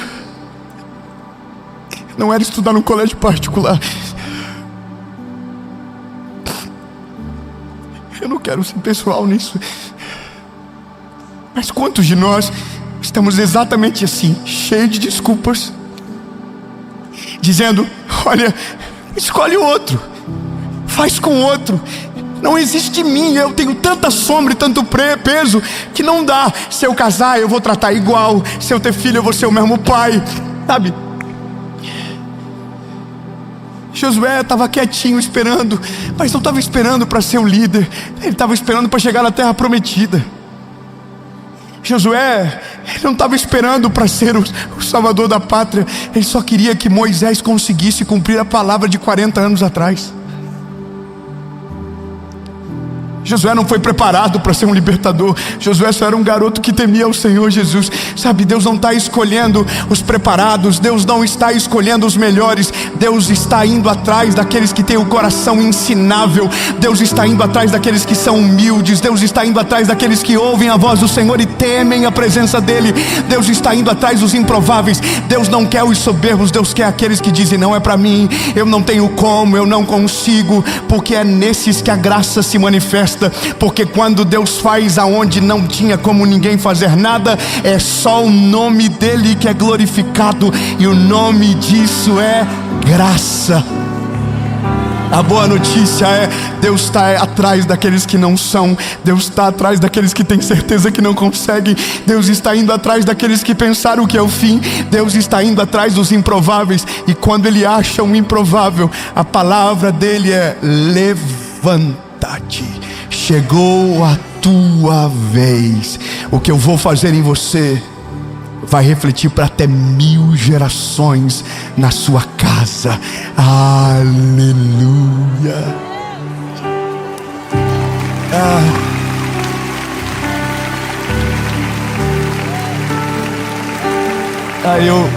Eu tenho que amadurecer, eu acho, porque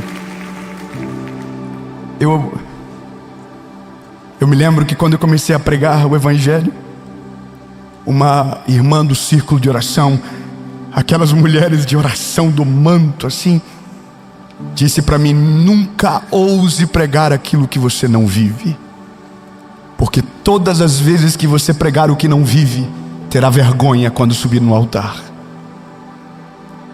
E eu, de certo modo, sou escravo da mensagem que prego, porque senti na pele isso, sabe?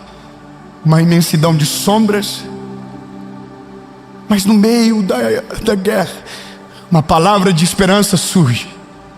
É um povo protestando que nunca vai entrar na terra prometida, que está 40 anos vagando no deserto, e o líder deles, que era um homem de Deus, foi almático na hora que não poderia.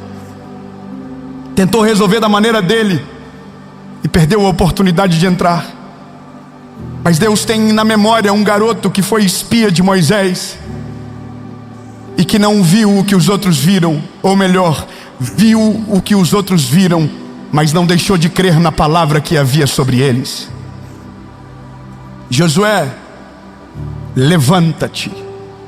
A palavra levanta, aqui nesse texto no original, é a palavra cum.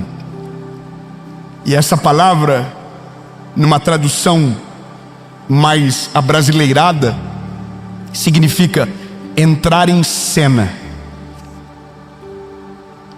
Só uma pessoa pegou lá no fundo. Então eu vou ler novamente com a perspectiva da tradução mais pura, para que a gente consiga entender. Deus chega para Josué e diz: Josué, chegou a hora de você entrar em cena. Não, eu vou melhorar. Ô Josué, chegou a hora que você não vai ser mais coadjuvante da história de alguém. Chegou a hora de você construir a sua própria história.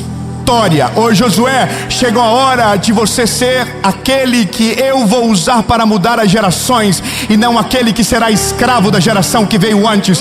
Ô Josué, levanta. Ô Josué, chegou a hora de você sair do bastidor, Josué. Ô Josué, chegou a hora de você parar de se esconder, Josué. Ô Josué, chegou a hora de você se tornar o ator principal da história que eu escrevi. Ô Josué, entra em cena e lembra: tudo que eu prometi para Moisés, a mesma promessa está sobre você.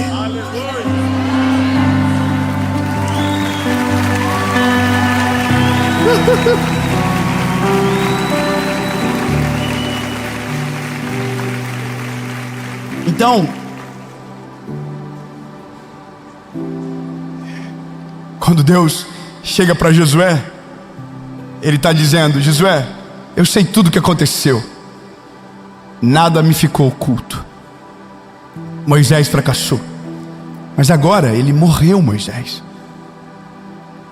E você não vai ficar na sombra de alguém que foi embora e não conseguiu cumprir a missão. Josué, eu estou com você, Josué. Aonde você colocar a planta do teu pé, eu vou te dar por herança, assim como prometi.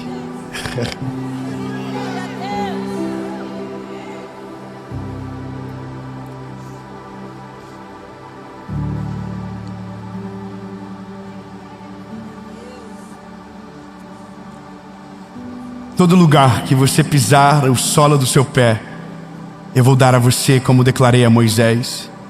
Desde o deserto e do Líbano até o grande rio, o rio Eufrates, toda a terra dos heteus até o grande mar em direção ao poente do sol, será seu. Não haverá homem capaz de permanecer de pé diante de ti.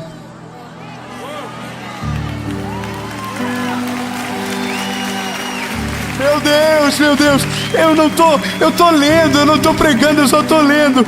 Não haverá homem capaz de permanecer de pé diante de ti em todos os dias da tua vida, tal como estive com Moisés, assim também estarei com você. Eu não falharei com você, tampouco te abandonarei.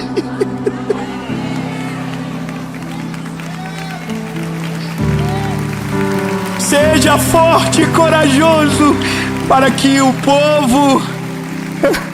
Meu Deus, eu não sei você, mas tem palavras que eu queria ter ouvido há 10 anos atrás. Tem verdades que eu queria ter sido apresentado lá atrás, no começo. Oh, garotinho, sai debaixo da sombra, garoto. É lindo, essa palavra de Jesus para você.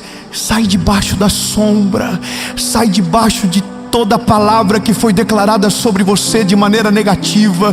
Sai debaixo de todo o conselho mau que veio para te paralisar. Sai debaixo, sai debaixo. Chegou a hora de você entrar em cena. Chegou a hora de você viver o plano de Deus para a sua vida. Chegou a hora de você ser um modelo novo, não repetir aquilo que é velho. Deus não te chamou para reproduzir aquilo que deu errado. Deus te chamou para ser a novidade da geração que vai colher do fruto das tuas escolhas sábias.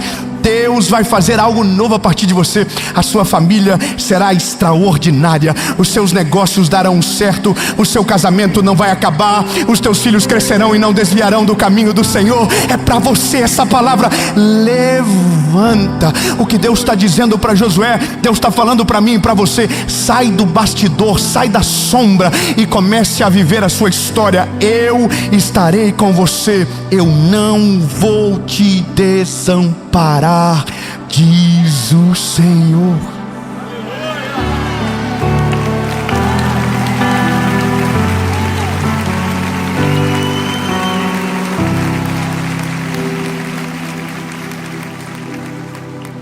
Eu vivo o que os meus pais nunca viveram, e os meus filhos vivem hoje o que eu demorei anos para viver. Sabe o que é isso? O que demorou muito para mim, demorou nada para os meus filhos. O que eu chamarei de telhado, eles chamarão de piso. O que foi uma utopia para mim, para eles é parte de um testemunho conhecido. Mas porque alguém precisou sair de trás de uma sombra, porque alguém precisou ter coragem para dizer: não, não, não, da minha vez vai ser diferente, na minha família vai ser diferente, na minha casa vai ser diferente. E eu quero dizer para você, na sua vez vai ser diferente, vai ser melhor, vai ser extraordinário. Deus vai estar com você e Ele não vai te desamparar. E tudo o que Ele prometeu para gerações anteriores e que não viveram, eu quero declarar que para a sua vez a promessa ainda está de pé, só que com você vai acontecer.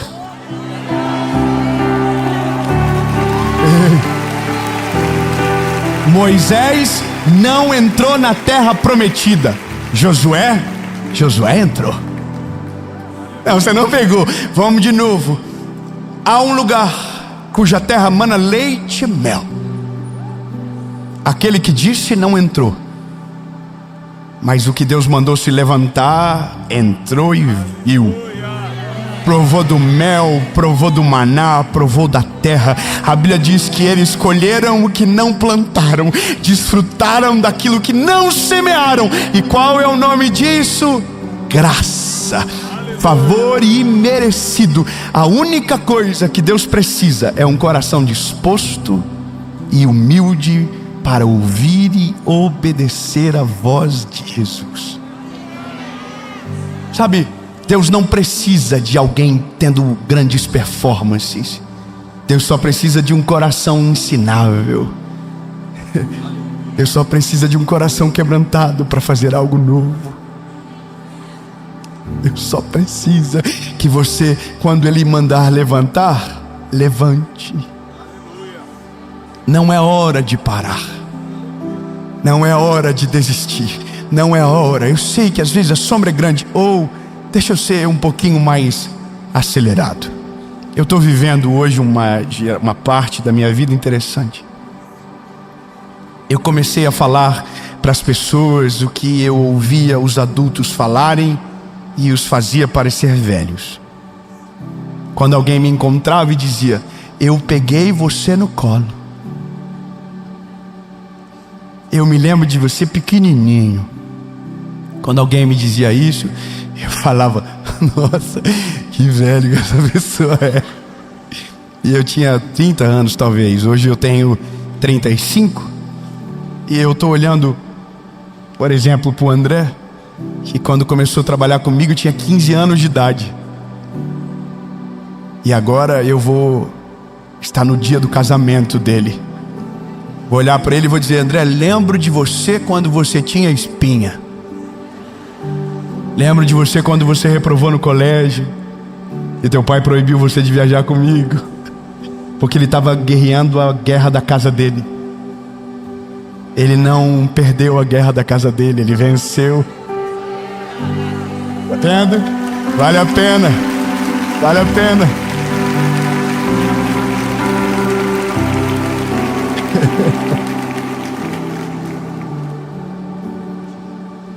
Só que chega uma hora que a gente olha para a vida e parece que o tempo passou tanto que já não dá mais tempo de viver algo poderoso. A gente olha para a vida e se sente tão atrasado que como a gente vai viver algo novo, se parece que o tempo já passou demais e agora não dá mais tempo. Então deixa eu te lembrar uma coisa. Deixa eu lembrar uma coisa para você que se sente velho. Deus levantou Moisés e ele já era velho.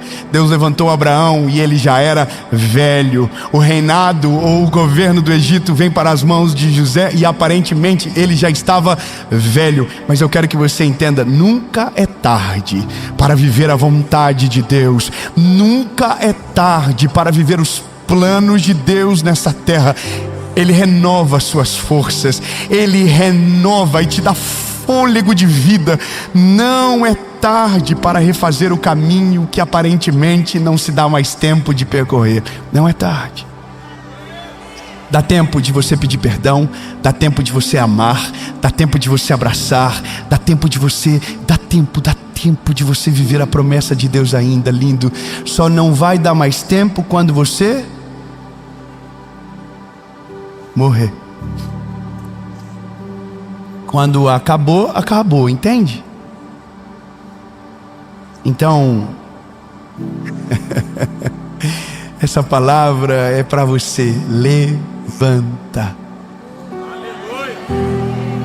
Chegou a hora de você entrar em cena. Fala para quem? Fala para alguém. Fala, levanta. Igual um rapaz que levantou correndo aqui, ó. Eu tenho TDAH, avisa ele, pelo amor de Deus. Tá vendo? Eu sou assim. Eu preciso amadurecer. Mas fala para alguém: levanta, mas não é literal. Fala: levanta. Levanta. É a hora de você entrar em cena. Aleluia.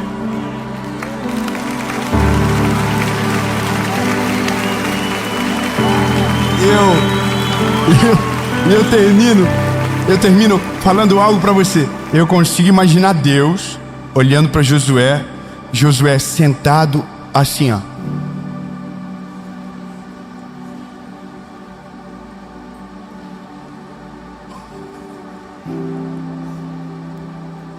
Aí Deus falou para Josué: eu tô ligado, Josué, o que você está sentindo. Então deixa eu te falar. A promessa que está sobre Moisés, estava sobre ele, está sobre você também, Moisés. Eu não vou ser um Deus diferente com você. Não, na sua vez, eu não vou mudar. Eu permaneço mesmo. Eu sou o mesmo Deus de Moisés. Eu sou o mesmo Deus de Isaac. Eu sou o mesmo Deus de Jacó. Eu não mudei. Eu sou o mesmo Deus. Josué, eu fui o Deus de Abraão. Eu fui o Deus de Isaac. Eu fui o Deus de Jacó. Eu fui o Deus de Moisés. Eu vou ser o teu Deus também. Uma das histórias que me fascina muito é de um evangelista cujo qual eu tenho dores de saber que ele morreu antes de eu conhecê-lo pessoalmente. Foi o Billy Graham. A história contada diz que um dia ele foi na casa de John Wesley com toda a sua escola para um passeio, atravessaram o oceano e foram para lá, segundo a história. Quando entraram no quarto de John Wesley, que foi um dos grandes pregadores do seu tempo, um homem de Deus implacável que Deus usou, haviam as marcas do joelho de John Wesley naquele quarto. O passeio seguiu e o Billy Graham desapareceu do passeio.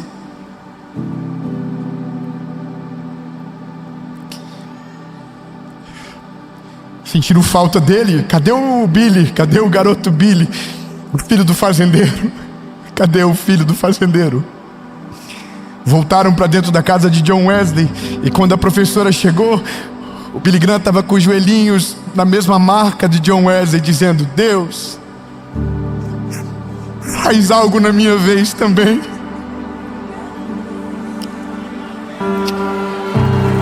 Faz algo comigo também. Me dá o privilégio de anunciar a tua palavra.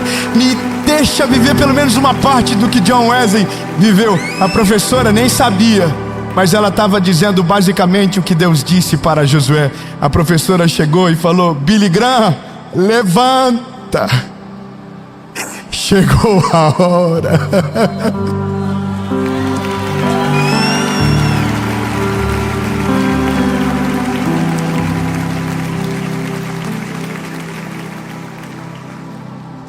Jesus, nós não vamos parar.